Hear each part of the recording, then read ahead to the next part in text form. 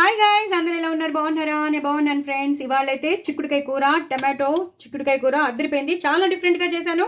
ఎలా చేశానో తెలుసుకోవాలంటే మాత్రం మీరు తప్పకుండా నా వీడియో చూడాల్సిందే, చేసుకోవాల్సిందే. ఎప్పుడు రొటీన్గా చేసుకునేది కాదు, చాలా డిఫరెంట్గా చేశాను కాబట్టి చెప్తున్నాను. మనం ఎన్నోసార్లు రకరకాలుగా చేసుకుంటూ ఉంటాం. ఇవాళనైతే నేను మార్చేశాను, పూర్తిగా మార్చాను. చక్కగా ఎక్కువ అన్ని పౌడర్స్, మసాలా పౌడర్స్ అన్ని వేస్ట్ చేశాను. సూపర్ బెల్లం కూడా వేశాను. అలాగే చింతపండు రసం, చిరులీక్స్ చిరులీక్స్ లాగే ఉంది కదా. సో ఇలాగా నెయ్యి వేసుకుంటాను. నేను నెయ్యి వేసుకోవడం అస్సలు మర్చిపోవద్దు. ఇలా నెయ్యి వేసుకుని కలుపుకొని తింటే చాలా చాలా బాగుంటుంది. చిక్కుడుకాయ టమాటో కర్రీ అద్దరిపోయింది, చాలా చాలా బాగా వచ్చింది. నేను లెఫ్ట్ హ్యాండ్తో చేసినాను, ఏం అనుకోవద్దు. నాకు ఫ్రాక్చర్ అయిందని మీకు అందరికీ తెలుసు. సో తెలియని వాళ్ళు ఎవరైనా ఉంటే కొంచెం తెలుసుకోండి, నాకు సపోర్టివ్గా ఉండండి.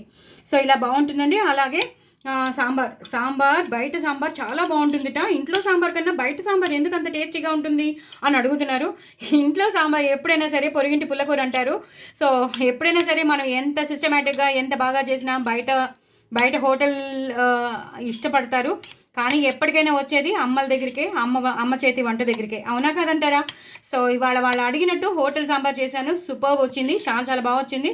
నేను మా ఇంట్లో ఉన్న కూరలు వేసుకున్నాను, మీరు మీ ఇంట్లో ఉన్న కూరలన్నీ వేసుకొని చేసుకోండి.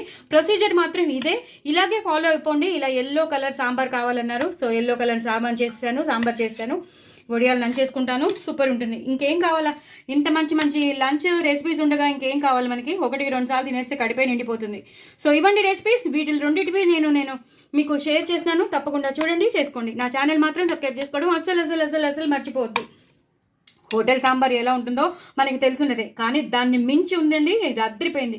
మనం ఎంతైనా సరే సిస్టమేటిక్గా చేస్తాం, వేయాల్సినవన్నీ కరెక్ట్గా వేస్తాం, అంతేనండి, అప్పుడే టేస్ట్ వస్తుంది. సో అదనమాట. ఈ కూర మాత్రం అదిరిపోయిందండి, చాలా చాలా బాగుంటుంది. సో ఎంత డిఫరెంట్గా చేశానో చూడాలంటే మాత్రం తప్పకుండా చూడండి, చేసుకోండి. నా ఛానల్ మాత్రం సబ్స్క్రైబ్ చేసుకోవడం అసలు మర్చిపోద్దు. బాయ్ అండి.